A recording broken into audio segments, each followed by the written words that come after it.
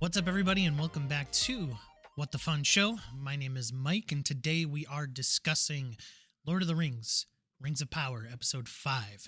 Yes, Episode 5. We're only 3 more episodes away from the season finale, so buckle up, get in those seatbelts, strap in, let's get ready. So today I have none other than Joe and Justin with me, or sorry, Joe and Joe 2 with me.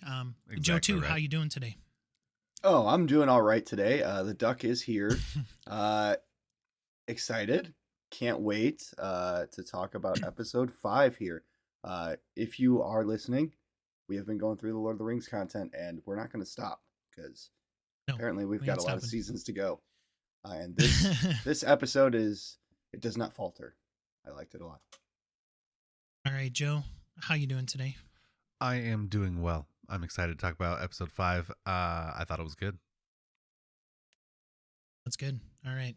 Well, I also thought it was good. But first, let me get into some housekeeping. If you are watching us on YouTube, please hit that subscribe button. Go ahead and like button. And then down below, comment on this episode. Let us know what you thought of episode 5. More importantly, though, if you're listening to us on a podcatcher of choice, please leave a review. That helps us out the best. And hey, I have a challenge for you. This week, if you're listening to my voice right now, share this episode with one other person. Tell them that we're going through the Rings of Power and reviewing it, and let them know about this series. And hey, maybe you'll get people to like a podcast that you like. How about that? I think that's a fair challenge. Hey, housekeeping wise, we are going to be uploading a bunch here soon. We started our Halloween series, so take a look at our Halloween 1978 episode. And we're also reviewing Hocus Pocus, the original. That should be coming out in the next couple days, as well as a new episode of Test Your Might. Will be slightly delayed. We're going to release it on Wednesday instead of Tuesday, so we were able to get this particular episode out to you. So that's donezo. Let's get into episode 5. It is called The Partings, or just Partings. Pretty fitting for this particular episode. So let's get into our spoiler-free review. Joe, I'm going to start with you. Joe 1, patent pending. Spoiler-free review. Spoiler-free review. All right, this time I'll get it right. We had Harfoots. They're there. Yeah, there you go. No, it was a very good, entertaining episode for me. The low point, as usual, is the action. There is some, so hey, if you like that, you'll like it. But it was a very story-driven episode, which was perfect for me. I loved everything about it. I love delving deeper, puns intended there, take it how you want it, into the story here, especially with the dwarves, the elves, and the Harfoots. The men are okay. That's it. Justin, what do you think of episode 5? Spoiler-free review. I'm going to echo a lot of the stuff Joe said. I really did enjoy this story-driven episode. Harfoots are in it. Also, we get the stranger, and he's moving forward in his goals, at least a little bit. We get some singing, which is known for Tolkien, and it's done very well. So don't think like sing. Yeah, don't think like don't think singing is like it's going to be a musical number with dancing and stuff. No, this is a transitional song that really lays the foundation. Could you imagine just a musical, just like a musical number right in the middle? You mean like The Hobbit? So you get this transitional great music going forward to really lay the foundation for the rest of the episode with the lyrics and with the weight of the words for sure. I definitely enjoyed it. I liked the action. I liked the little drama. And Galadriel's really showing herself, in my opinion. I think she's doing a great job. I know Joe is not the same, probably, but I feel like she's really showing her colors and doing what she can do to really signify a strong character that's going to move forward in the story. Mm-hmm. So, Justin, I remember distinctly that last week you said that episode 4 was your favorite so far. Well, this one was mine. I thoroughly enjoyed this episode. I love all the relationships that they are starting to build, especially between Elrond and Durin. That's my favorite. Those are, I think, my 2 favorite characters so far. And I'm thoroughly enjoying the storylines. I thought the action, although minimal in this particular episode, was very, very good. I think that the stakes are starting to ramp up and get higher and higher, and that's what we all need. And I'm this really felt like a pentultimate episode. Like I really like I was like, wait, this is only episode 5. Like it feels closer to the finale for me, and so I'm very interested as to where they're going. And so we'll get into it here. I really enjoyed this episode. So if you have not seen episode 5 of The Rings of Power, this is your spoiler warning. How good was that? How good was that Harfoot song? It was really good. It was Pretty good. phenomenal. liked Also it. some great All right. cinematography during, which I can't wait to talk about. Mhm. Yes. All right. Okay, that was your spoiler warning. Let's get into it, gentlemen. Partings. While protecting Nori and the other Harfoots from a wolf pack, the stranger's use of magic injures his own arm. So, whoa, that is kind of getting into the weeds quick. This synopsis is going 60 miles per hour very quickly. Yeah. So anyway, the episode does start with Harfoots, and they are traveling still. They are migrating, and it starts with this sort of really touching scene of Nori sort of teaching the stranger the ways of the Harfoot. Like, hey, this is migration, and the stranger is learning their language, right, Joe? Yeah, he's like urination, embalmation, sublimation. Oh wait, no, it's migration. And Nori helps him along the way. Okay. I agree completely. Okay. Kind of in a way. Yeah, I'm Definitely pretty sure he has said a urination in few there. definitely has a few undertones of is the stranger good or bad throughout this conversation. You've got Nori bringing up what is it? Peril. Perils, and he's like, "What's a peril?" And he's like, "Danger." She's like, "Danger, something that could cause you harm, something could end your life or kill you or leave you for dead." Describes death to the stranger, and he really looks at himself and he says, "I'm danger." He remembers the fireflies. He remembers what happened previously of killing all the fireflies, and this is really good. I like this a lot.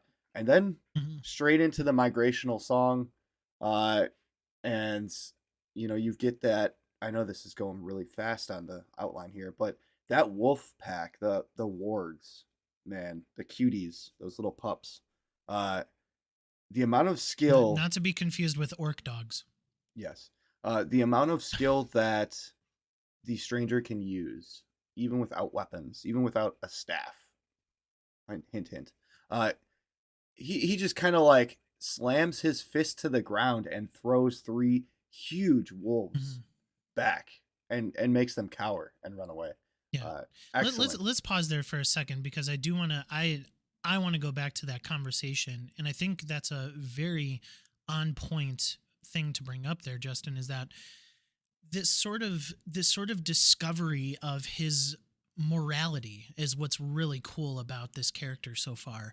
Um, of course, we have inklings, we have wonderings, we have maybe hopefulness that this is Gandalf, or his first sighting, but we don't know that yet. We don't know exactly who this stranger is going to be, and I think it is very, very interesting that they're trying to paint him as just this like confused person, which is really cool. I like that sort of discovery of his morality, kind of where he's going to fit in the narrative is a very good through line for the rest of the season.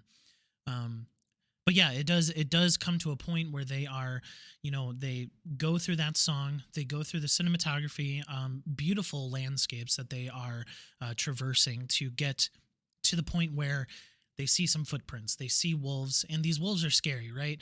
And then Joe, this stranger, uses some magic, uses whatever he needs. I mean, he's also pretty strong too. He just sort of fights off this wolf barehanded. Yeah, he before, catches one, which is awesome. yeah. Mm-hmm. That was really cool. And so, yeah, but he injures his own arm, Joe. Like this arm, like I thought he was going to amputate it. Like it looked so bad. It was definitely broken, bruised. I thought that was interesting. There's a cost, right? And me being a nerd, Mhm. a fantasy nerd especially, like there's usually always a cost for magic. In this instant, Yeah. the cost was his own body, right? He's sacrificing himself, and I think that was the big thing, right? Because the leader of the Harfoots, specifically his wife, was like, "Hey, we need to take their wheels from them and leave them behind. Not just leave them behind, Mhm. like so they can't catch up. No, we need to steal their wheels so they can't follow us and leave them out here on the open road." Uh, then she's off picking mushrooms off a tree, and who comes to save her but the one who she wants to banish? Uh, Yeah. and in so doing, yeah, sacrifices, kind of himself, throws himself literally in front of the wolves as it's jumping, catches it, tosses it aside. So we know he's much bigger, much more powerful than the Harfoots are. And then once the three of them kind of, circle, yeah, we get this awesome He show of Hulk power. smashes. Yeah, awesome show of power where he slams the ground with his arm. Huge shockwave, throws him back. They run off. Uh, and then immediately we get to see kind of the destruction that he caused to his own body. Like I said, that Mhm. sacrifice, that cost of the power. And then following that, when he heals himself, was awesome. Yeah, so he heals himself. Nori attempts to help him, but accidentally connects to his. She touches his arm, Mm-hmm. and she's sort of like, she's like, "Hey, what is going on here?" She's confused, and again, this is another instance, Justin. I'll throw it to you, where they're playing with the morality of the stranger. Like now Nori potentially sees him as a threat. Yeah, I do want to make note of one of the cinematography techniques before with the song I missed there. Number one, they do this thing where they show the traveling across a map, a physical map, and then they transition it perfectly into the real landscape. So that in the foreground you have the map up up Mhm. against the mountains and the terrain that they're moving against. It looked visual. You know where the money's going. We've been through this. But yes, as for the ice bath of his hand with magic. Nice, I man. heard something that really struck a chord with me is that he is an astral being. Okay, this character is an astral being. He's not used to being in a human body, so he doesn't really know his own strength in magic and also Mhm. physical. Uh, and this is an easy way to show him that he could hurt someone very easily, uh, because Mhm. he just doesn't know. So Nori tries to help him in a way because she thinks he's hurting himself or overpowering himself and going to hurt himself, and ends up getting in the blast radius. And this is something that it really shows. They said, what I heard was it's like a guy that's never learned how to drive a car getting inside of a vehicle and going for the first time. That's really what he's got. He's got a lot of power behind him, Yeah. but he just doesn't know how to use Mhm. it properly. Doesn't know how to wield it. Yeah. Not yet. So not yet, right? Nah, knock So on do we wood. have another Smallville on our hands? Anyway. Yeah, sorry. Yeah, that was just like a little quick, like, overview of what's going on with the Harfoots. That's really the end of their story for this episode. So, going back to Numenor, Galadriel does convince Albrand to join the expedition to Middle Earth after retelling her battles and losses against Sauron. So, this is again sort of going really, really fast, but uh, they Galadriel really needs Albrand on her side to sort of give the nudge that the Numenors need to go and support the battle in Middle Earth. Hmm. And there's a lot of really cool scenes here. And I do want to start sort of with the training montage that Galadriel went through, trying to teach them how to fight with the sword. Justin, did you enjoy this scene? Proper use of slow motion at times. She's I agree. obviously well older than any of these people, probably over 1,000, 2,000 years old. She's been through war. She's been through battles. We know this. She's a hardened veteran, Hmm. uh, and she really makes a scene that Numenorians start watching as if it was a show. Like, hey, did you hear this is happening in the square? You better get down there, and you get a crowd surrounding them watching her train these newbies or these future fighters. And it's a really good scene of the general or the lieutenant saying, if you draw blood from her, you will immediately be promoted. So it gives them that incentive to fight hard and learn from fighting. And throughout that entire scene, she is teaching them lessons, one-liners to each person that attacks her. She's telling them, "Don't do this, do that." Yeah. She's trying to better them and Yeah. help the cause, which is really good. Joe, did you like this playful action? Yeah, it was good. I mean, there were things that This I is had a issues with. podcast, Joe. Obviously. You need to talk. Did I love it? No. I think that it was unrealistic. I think that the idea of 5 men against 1 woman, no matter how skilled she is, whether she has 1 sword or 2, they could easily overpower. It's the same issue that She's I an have elf. in most. Well, it's the same issue that I have in most movies, though. When you have multiple enemies on one, if they all bum rush you, you lose that battle. Like, I'm sorry, you just do. I have the same issue with Ip Man. If you've seen that, and he takes on a bunch of people all at once. Okay. It's just. Do you have the same issue in the original trilogy of Lord of the Rings? Because it happens all the time. Yes. But it's an elf. I don't. Then why didn't you bring it up? It's an elf. We've It's an talked elf about being shown the way elves are supposed to be shown, as forces to be reckoned with. They are Yes. they are supreme fighters. So do as you well as do you like the skillful. John Wick movies? John Wick movies are great. They're unrealistic, but they're great for what they are. Absolutely unrealistic. I mean, I'm just saying that your point is slightly invalid when it comes to like just showing the depth and the power of as Justin said, an elf in this particular case, a warrior elf, not to mention. Yes. I understand the picture they're trying to paint her in. She doesn't fit that mold for me. I've never been enthralled with her character. They have not done it yet for me. I was trying to not say a bunch of negative things about it because I know that everyone else loves it. I don't like her. I don't like her character. I think she's boring. I think that she has no story. Question. Her story is only revenge. And then they try to make Halbrand be like, oh, I understand you now because you suffered things and whatever. It's revenge. We know the story. It's as old as time. She wants revenge.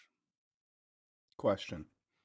If Answer. this was Hugo Weaving's Elrond instead of Galadriel, would you still feel the same? No, it's a different character. All right. Continue, Mike.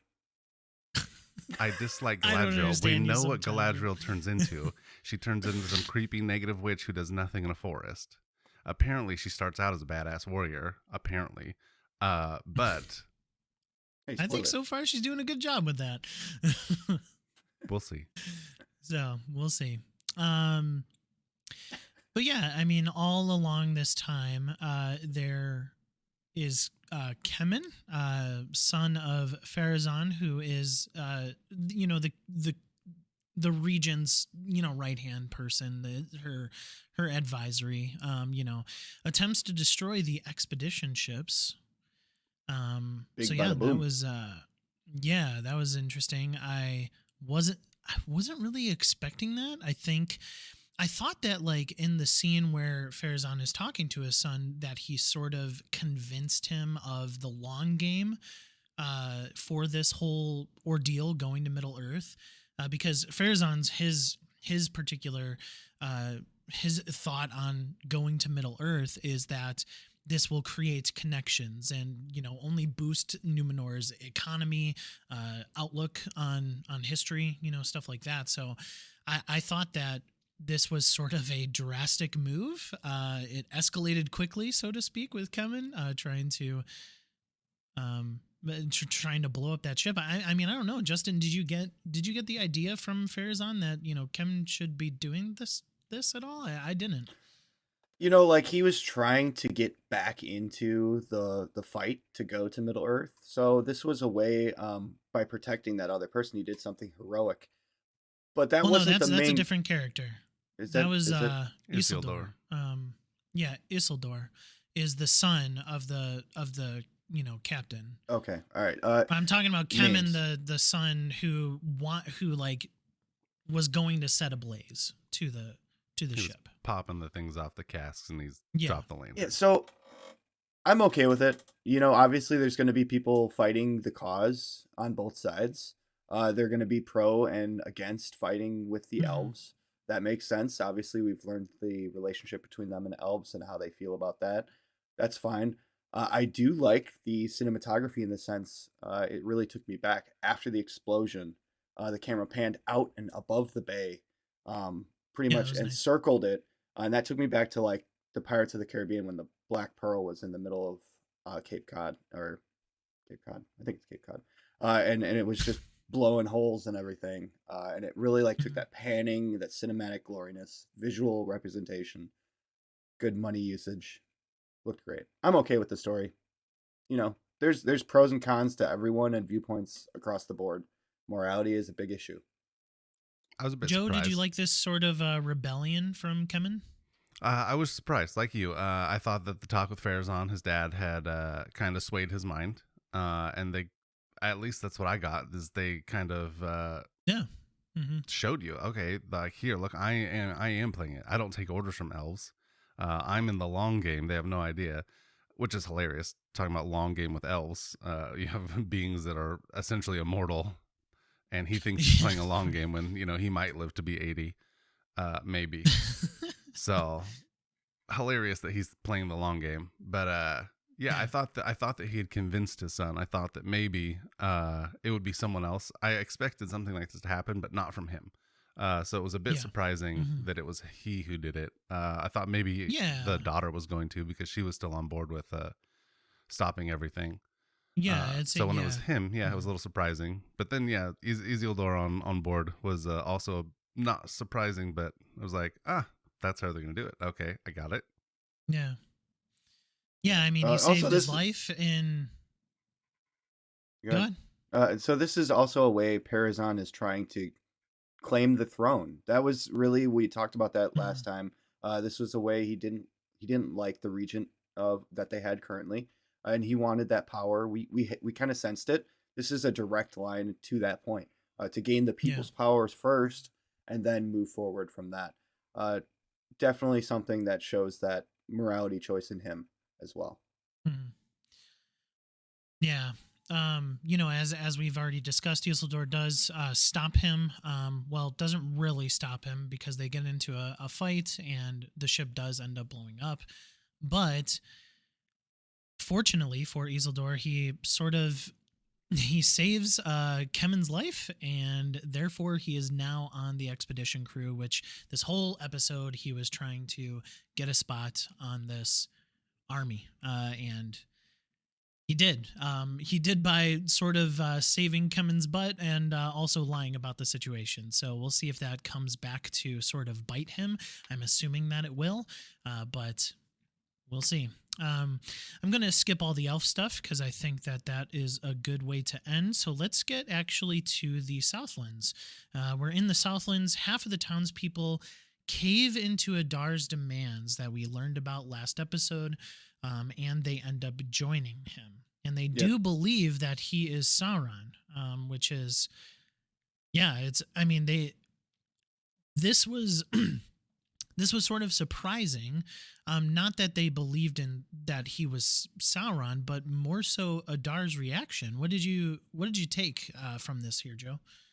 I was a bit surprised. I thought maybe there would be some connection to Sauron. It seems as though there is no connection to Sauron in this. The old guy Hmm. who had the hilt, Sauron's hilt before, swears fealty. He's the one who convinces half the villagers, right, to go swear fealty Hmm. to this new dark elf lord, Adar. And I was expecting some sort of hint at, okay, Sauron is the big bad behind all this. Okay, we know kind of where it's coming. Morgoth has been defeated, but Sauron was his right hand man. So obviously, there's gonna be some sort of connection here. Uh, and we were, I mean, so far as the story goes, we were shown that to be false. Right? He was pissed that he said they had any connection to Sauron. It seems as though he is his own small mini boss evil. Um, and then to show that they meant their fealty, there had to be blood for blood. And Yeah. I thought that was kind of heavy. definitely added weight to the show. And right before we see something happen, they cut. So Yeah, so we don't really know what happens. Justin, do you think that they took a page out of Monolith's playbook and they got a nemesis system going on in here? First of all, the bartender guy that gathered half of the village and pulled them away. Uh, there was a very significant moment there. He asked Theo to come as well, and Theo did not. I was getting to that. You jump ahead. Well, we already talked about that. That was like when he first left the village. So I feel like that is huge for the morality of Theo. We were discussing that before, if he's going to be just a straight evil character or he's going to be a I was protagonist. going to bring This it is up. something that's tough to think about, but Theo made a correct choice here in the good light of the book. Now, Adar here. I don't know. Take it with a grain of salt. This is my view, but the facial expressions and the way he responded to the name Sauron and the whole situation almost made me think like he wanted to take Sauron out. He wanted to be the big baddie. And in my mind, he wanted to become a god. That's his plan. Obviously he wants to be a god. He's discussed that. I feel like Adar is going to work with the forces of good to defeat Sauron. I don't know. I know that obviously storytelling, we already know what's going to happen towards the end, but I think Adar is going to play a big role in helping men and elves. I don't know. Take it with a grain of salt. I think like there's a it. big rivalry there between him and Sauron, and just the anger that he showed as soon as he was called that name. There's some history there. He definitely is working kind of like under the hilt per se to Yeah. take out Sauron. I'm interested to see if that sort of plays out, because I think that is a good prediction. I don't know if it's going to be accurate, but we'll end up seeing. We'll see. And that's a hot take from the duck. Hot take. All right. So since the duck took the rest of the conversation out, Theo does just answer the questions I lead you with. The hilt. Quack, quack. Anyway, yeah. So, what I was going to start our next conversation with is that the bartender does, as Justin say, he does give the option for Theo to join him. Again, they do that thing where they cut the picture, so we don't know if it happens yet. And then we come to find out that he does, and he does stay. And I think this is a very, very quick turnaround. Like, remember last episode we were talking about it, and we were like kind of discussing like where Theo could end up, and it seems that he's already turned the corner right away. Who's to say that it might he might switch again? But I think Arondir has sort of a good ear, a good ear from Theo. So. We'll see, because Theo does trust him enough to show him the broken sword, Joe. He does. I think that may be a guilty conscience more than anything else. I don't think that we've seen Theo turn from his kind of blacker path, the morally darker journey. I'm not sure. At least I'm not convinced yet. I think there's a lot more to that. My guess is, if it's true that we have several seasons of this series, I see a very dark road ahead of him, and this just being one little light spot where he's like, oh, kind of trustworthy elf who is really into my mom. Let me show you this cool thing that I found that I stabbed myself with. And he's like, oh, yeah, thank you for showing me. Here, let me rip these vines out of the way and show you that's the sword of Sauron. So that's kind of a bad thing. Maybe we shouldn't be playing with it. And so that's kind of what I got. I don't think that he's quite, on a hero's journey. I think. Who knows? But I still think it was a quick turnaround for where we left him off in episode 4. Yes, maybe. So in 4, he was kind of like on the cusp of falling either direction. We were Trust me. questioning, yeah, we were questioning it, which way he could go. You know, light side, dark side. Uh, Sometimes there's middlemen that ride the line, and this is possibly one of those people, in my opinion. I feel like Mhm. he chose to stay, but he could have easily done the opposite. And showing Arendar the shard or the hilt is a good sign. You know, letting Yeah. other people know it's happening. But I want to call back to Joe's favorite character, Galadriel, and one of her quotes. She said, "One must touch the darkness to be able to find the light." And this is something that could be a through line through the show. You know, he touched that hilt. He felt the darkness. He felt the anger, and that might be the drive he needed to Yeah, be that good maybe. character. You never know, and I think that's a fair point. And who knows? That might be even be the thing with Adar. Like as you were, speculating. Like maybe he's touched the darkness a little bit, and now he's going covert ops and trying to take a league of orcs and Sam fight Fisher. his own battle. You never know. But Joe, I don't know if there's any history behind this or if this is something that's brand new to the lore here, but they do end up realizing that this hilt is sort of a key to warp the Southlands into Sauron's realm of evil. Is that sort of in the lore, or is that just brand new? It's new.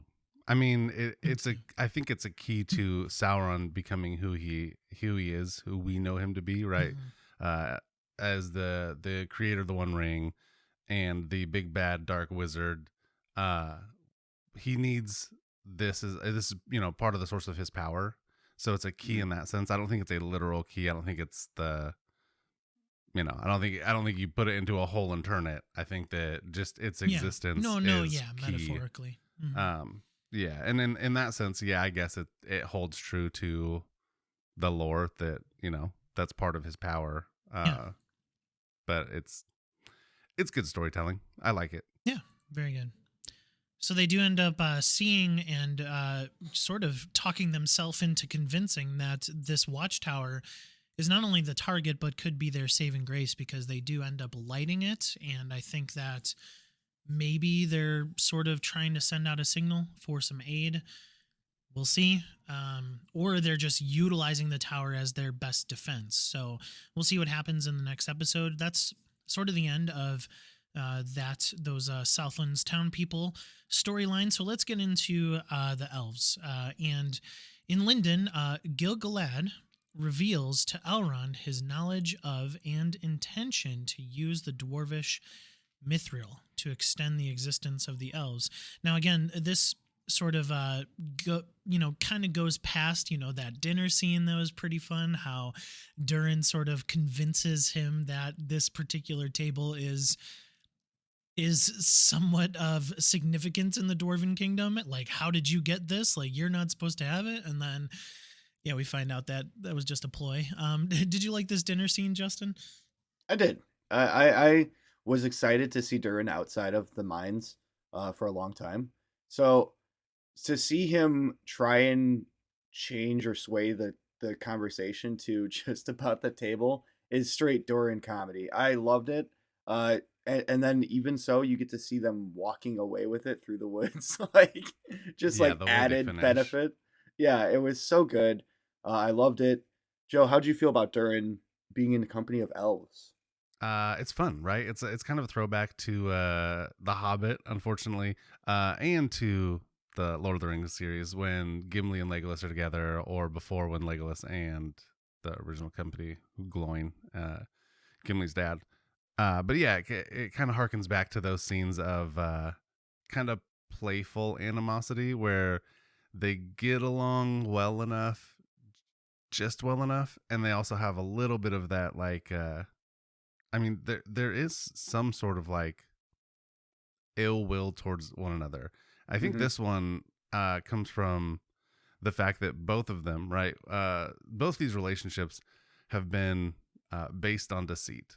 Elrond shows up for ulterior motives, and then Durin accepts for ulterior motives. In the last few episodes, we have Durin's father, King Durin, saying, yeah, like kind of let him in a little bit, but play the double agent. And then you have Elrond with Celeborn or Celeborn, what's the dude's I name? think Anyways, it's something like that. Celebrimbor. Celebrimbor, Yes. that's it. Yes. Ridiculous name. Celebrimbor and Gilgalad, the king. They kind of like, hey, we also have ulterior motives, and you're also playing the double agent, but you don't know that. But you are playing Yeah, double agent here. I know. So I think that these scenes where Durin is in the company of elves in the woods in a foreign place for Mhm. him was very fun and lighthearted, but also had extra weight because we know that Durin's there to kind of spy and figure out what they want, and we know that Elrond is trying to convince him to do things, and we know that there's so much back play, like behind the Yeah. scenes stuff happening, that while it was fun and entertaining, it also felt like there was a lot of weight in the conversation, in the meeting afterwards between Elrond and Durin, Oh in yes. Yeah. the meeting between Gilgalad and Elrond, in the meeting There, between Celebrimbor and Elrond. Like, yeah, there. I mean, these are the best scenes of this episode. And I think in particular these are the best characters so far.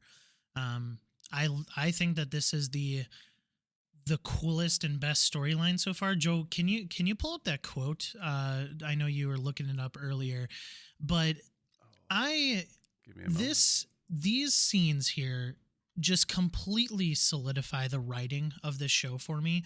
Like, I think that the writing, the dialogue is so dang good. It is some of the best like language and like almost poetry.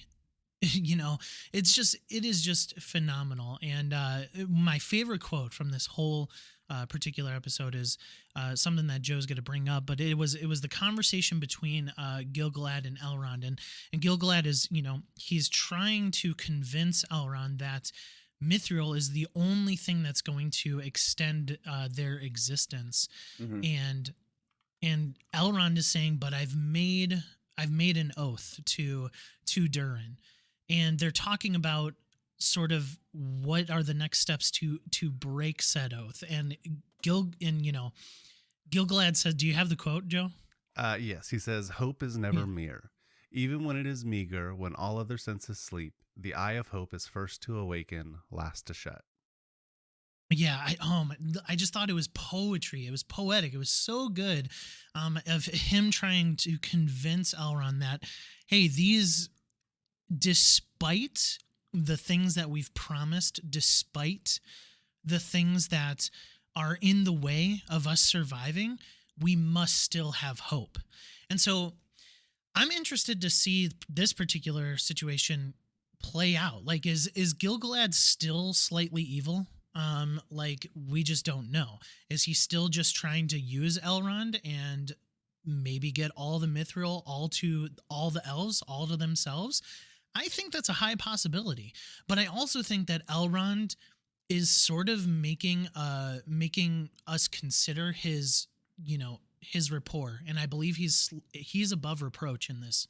And I think ultimately we're gonna see like this Gimli Legolas thing where like their friendship overtakes anything that they go Yeah. against. Yeah. I definitely feel that as well. Seeing as how he didn't admit that they found Mithril the entire conversation either, that he kept that tone. Now, obviously, they suspect that it is true, and they put it that way. But literally, the last line is, whose company are you going to protect more, Yeah. your own kin or the dwarves? And that's really the ending line of it's up to Elrond to make that decision to either, he's walking on the edge, the crusp, as I said earlier. He's walking right there, and it's up to him to tell the story. And he could go either way. And I really do hope it's the way of Durin. I really do. I hope he keeps that friendship through line because Yeah, that's what's gonna. I love that friendship so much. Uh, but we don't know. You know, we don't it's know. possible. I think evil's pretty harsh for Gilgalad. I think he might have selfish motives. While not evil, they are self-serving, or at least serving the elves, because he believes in serving the Yeah. elves, it will save all peoples. It's the Mhm. the other part of that. No, His yeah. quote is good, but the whole speech that he gives there to Elrond, very impactful, very powerful, very meaningful. Mhm. So I think that he sees them as the saviors, right? The elves are going to be the Yeah. saviors of all Middle Earth. That's their whole purpose, was coming from Valinor over to here, was to be the saviors of Middle Earth, uh, and he thinks that this is their way of doing it. And then, right, Elrond But little doesn't does he know tell. that Galadriel is actually the way that they're going to do it. Maybe. We'll see about that. We know that he doesn't say to Gil-galad, yes, we found the mithril, but he doesn't say that they didn't find it, right? It's one of those, Mhm. Yeah. I'm not telling you. Okay, well, I that's still made an oath. pretty much a yes. And then he Mhm. goes and shows Celebrimbor, like in the very next scene.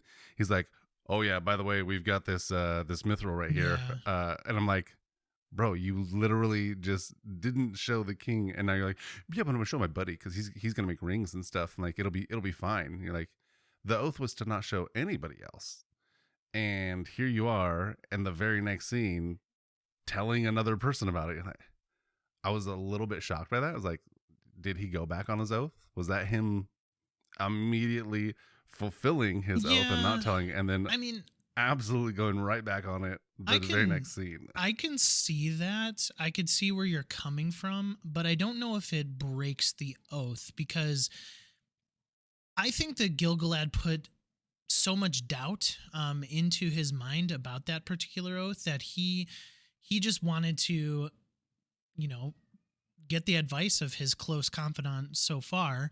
And then ultimately it did end up working out, because he did tell Durin that, hey, these guys know that you have mithril, and it's like, and Durin, he was chill about it in a sense. But I think, as you said, Joe, like, Durin's still trying to figure out what's their ploy. Like, are they going to, be too selfish with this mithril? And we'll see. Well, hopefully we'll get some answers here in the next episode or the rest of the season. So, parting thoughts, considering this is partings, parting thoughts, Justin.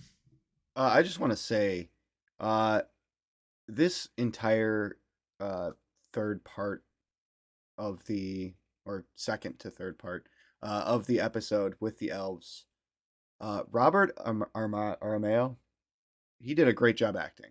Okay, the emotions were felt through those scenes. I know Joe doesn't like him very much, but I feel like he did a That's very Elrond, fantastic. by the way, Yeah, Joe. that's Elrond. He did a fantastic job showing those emotions as an actor behind the camera. We felt Mhm. it in the weight of the words based on reactions of eye twitching, of mouth moving. It was very Mhm. well done, and I want to give him props for that. It's very tough to really hold that weight of so many different storylines on your back and continue to act or perform properly. He did a great job. So yes, parting thoughts. I'm in. I love it. I am great. It's not my favorite, Mike. I'm glad you have a favorite now, or a new favorite. Uh, 4 is still my favorite, but visually, this episode had a lot of high points. You can see where that money's going, Yes. even to the ending where you saw the boats leaving the bay, the dock on the yeah. Mhm. You Yep. you had those boats going, and you just saw the lighting and Those boats. everything. It looked so good. Visually, Yeah. cinematography, acting, top of the line. Keep it going. Don't give up. So you would say you're still all in then?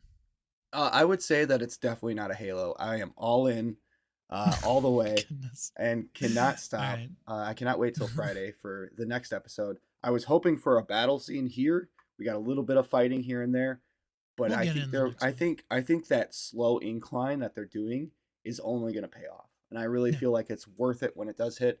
And let's just say Joe will probably like the battle scene because it was, built up to, and it meant something No. when it did happen. I think No, if he it won't. holds weight, yeah, it will be good. As long as if it holds weight and it's meaningful, right? It's the meaningless battle scenes that I'm not a huge fan of. And don't get me wrong, like I said before, I love movies like John Wick. It's not that I hate senseless violence. Like, those movies are great. But in a series like this, in a show You should like hate this, senseless violence. not in movies, it's fantastic. Show Reacher, so good. John Wick, so good. I mean, it has a time and a place, but in a story-driven element like this, like, you want that story to be first and foremost, and everything else should fit around that and make sense in that. As long as it does that, then yeah, if they can deliver on a fight that makes sense, I'm all for it.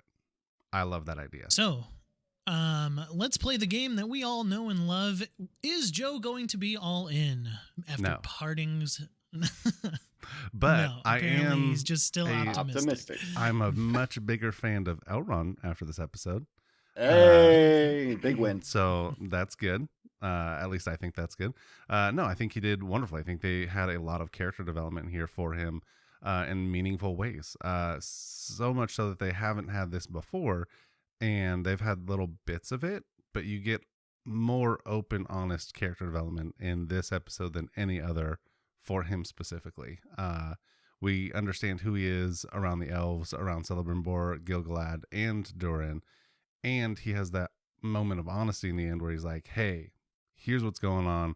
I'm going to be real with you. This is what they're thinking. This is what I'm thinking. Here's where I'm coming from. Was it a bit like heavy-handed the way he delivered it? Like, hey, you know, it's all on you, only you, and I'm doing this for a reason because I know that it's going to sway you. Like, but you're the one who can save us. Yeah, absolutely. Like, it was meant to be that way. However, we got so much building from him that yeah, from this episode, I can say that I am a fan of Elrond. Cool. We'll see if that changes for other characters. I really hope it does, because I enjoy Galadriel, and like I said, I loved this episode. I am all in still on this show. I cannot wait for Friday, as Justin said. And so, yeah, keep it locked here at the What the Fun Show as we review episodes 6, 7, and 8 coming up in the coming 3 weeks. So we're going to take our partings from this episode, and we're going to say goodbye. If you would like, please leave us a review, hit that subscribe button on the YouTube, and also follow us on your podcatcher of choice. All of that is much appreciated, and like 2 seconds of your time and free. It supports us. It's great. Thank you so much for the support. Well, this has been our review of Partings from the Rings of Power, episode 5. For Joe, for Justin, my name is Mike. This is the What the Fun Show. Talk to you guys later. Bye. Parting. Bye.